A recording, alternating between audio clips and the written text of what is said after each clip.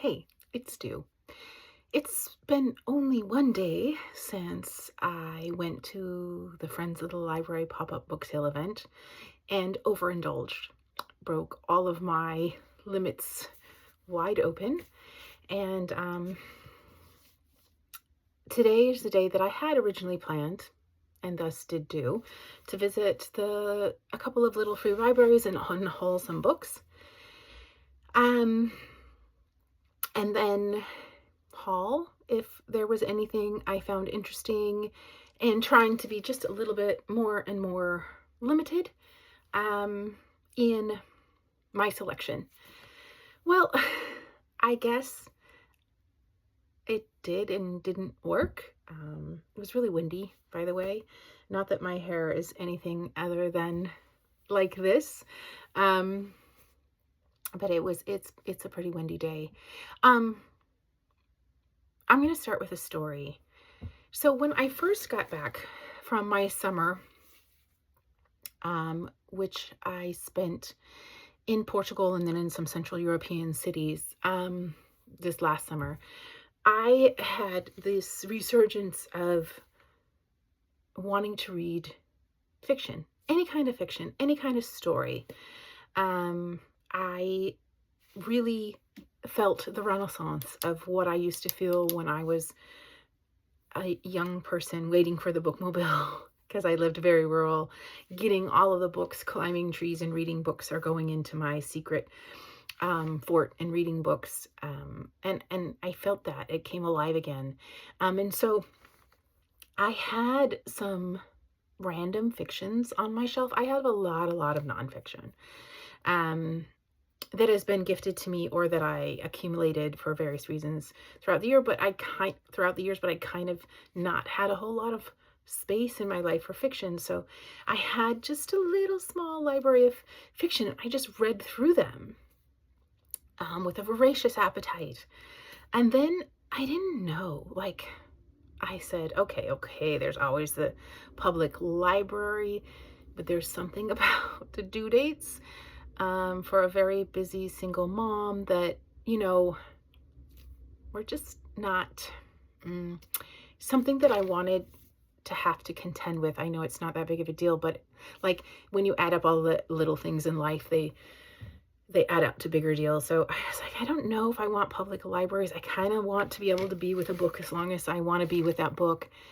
And so I started to think, should I go thrifting? Like, what will that look like? Well, just down the street, there is a unregistered little free library. It's right across from the school. And so what I started doing was just taking out a book, reading it, and then putting it back. It literally was my library, and kind of very much like what I was doing in hostels. And so one day, all the books were gone. And I've found that this happens in the little free libraries for whatever reason. I don't know. I have some assumptions, maybe even negative ones, about what's happening when all of a sudden all the books are gone from the little free library. But one day all the books were gone, and then I said, oh, what shall I do? Thus sort of ensued my consciousness of more little free libraries, my adventure into thrifting so that I had more variety. And my library has grown and grown. It has grown in such delightful ways that I'm able to do these little, like, prompted weekly book challenges. It's grown in such ways that there's a whole lot of diversity in what I have available to me to read. And I have mentioned in a previous video that I would 100% just like go read up what I had on the haul and then unhaul it, and then read up what I have on the next haul, because it's being quite minimalist. Now I'm edging into like overindulgent, and I want to kind of keep myself in check. That being said, and I said this to my child when they called me out on, you said you'd only spend $20 at that book pop-up sale as a way to limit yourself. And I said, yeah, but if I'm going to overindulge in anything, let it be books. So here I am the day after overindulging, quite honestly, breaking my limits on a pop-up book sale with a bag of books that I exchanged at a little free library, exchanging some of the books I read last week, and then continuing to exchange some of the nonfiction that I'm just slowly letting go of. I have a different relationship with nonfiction, and I guess that's a good time to bring up that I picked up this book. This book also breaks limits. I am not going to read this book anytime soon, but I will commit myself to reading this book. This book is the epic, I'll read the back. This epic work tells the story of the Hemingses, I think is how you say that, whose close blood ties to our third president have been systematically expunged from American history until very recently. Now historian and legal scholar Annette Gordon Reed traces the family from its origins in Virginia in the 1700s to the family's dispersal after Jefferson's death in 1826. Yeah, this is a history. This is a history. It's an award winner. It's a must-have for the line of work that I do, and it's 700 and some pages. This is like the summer read if I end up being just like at a shore of somewhere in a summer and am able to carry a very, very heavy book. This will sit on my now shrinking nonfiction shelf, and I'm going to allow for it to sit there and not be something that I plan on reading within the next few months and or unhauling if I don't, as part of this little system that I'm doing now. I got this from the little free library on my block, one that I have put so many books in and take so many books out without really doing direct trades, because it was just kind of, that's what it was functioning as in my life. I did trade, but that library was stocked today, totally full, and to my surprise, it hasn't had many books in it for weeks. So I was really surprised to see it stocked today. Also from that little free library, I got a fiction. There were several in there that I would actually read. And now I know that I'm being more limited, right? Because I could have just unhauled all of my books there. And certainly would have and probably will again in the future. But I decided that I wanted to go see, like, I was curious, okay, this one's really stocked. Sometimes when one's stocked, the ones in the near vicinity become really stocked too. So this is the nonfiction. It's Regeneration, and it's an anti-war book about the First World War. I have a couple of war books. I'm about to read one, The Sweetness of Water, coming up next, since I'm almost done with Peony and Love. I have a couple of war books, of course. I don't want to say, what am I saying? Of course. Of course to me, because I know myself, but war books aren't my thing. And as they're so much part of the telling of this human experience,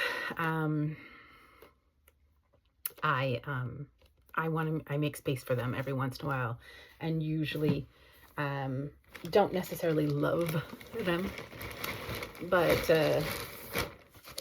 I think I'm going to appreciate that one. So yeah, the little free libraries today were stocked. They were stocked, and I found myself being both picky and also kind of, you know, the kid in the candy shop kind of thing. And I had to sort of think of, okay, you can't do like familiar authors or, you know, subject matter kind of discernment in the little free library situation unless you want to go around to many of them. One of the things, because I'm reading The Rainbow, that's on my mind is that I wanted to replace sort of these up and coming brightly colored binded books with other bright color binded books, and particularly hardback. I'm really getting into hardback these days. So I passed up a lot of books that I would would have been interested in reading. For a couple that I might not even be interested in reading as much because they had bright colored hardback binding. So we shall see in the future if I have any kinds of feelings of regret. I don't think I'll remember what books I passed them up for. But the first one is this bright blue book that it just really drew my eye. It was in a box that was also blue and really, really stocked. However, in that little free library box, all of the books that I've left there in the last like month or so are still there. So I find that this box is getting more and more full, and people aren't taking from it very much. So I decided to take from it today, and I decided to Stay Up With You Go Best by Erin Summers. It's a debut. Could be just a little delightful piece of fun, not to be taken too seriously, but who knows. And then in another little free library, which is one of my favorites, there were indeed several books that if those books had been there like before I had done this huge overindulgent in the last couple of weeks book hauls, I probably would have had a rougher time. I settled for this.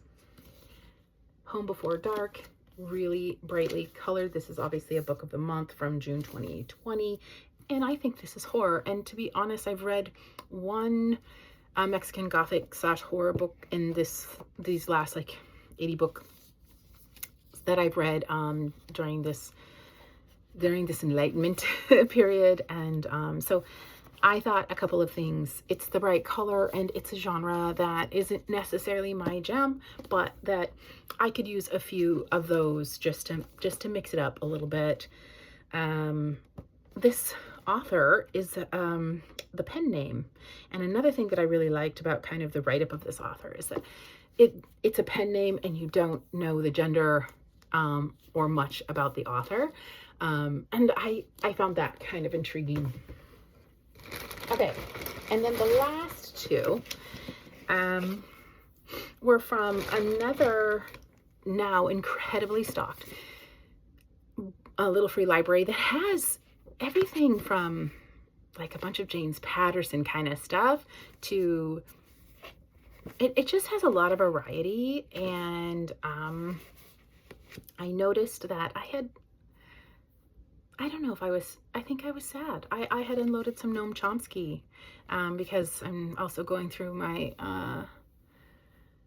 nonfiction and decided, whereas I think Noam will always be relevant, it was time. It was some books that I had in my collection for quite some time, and I thought maybe someone else might like a crack at it. So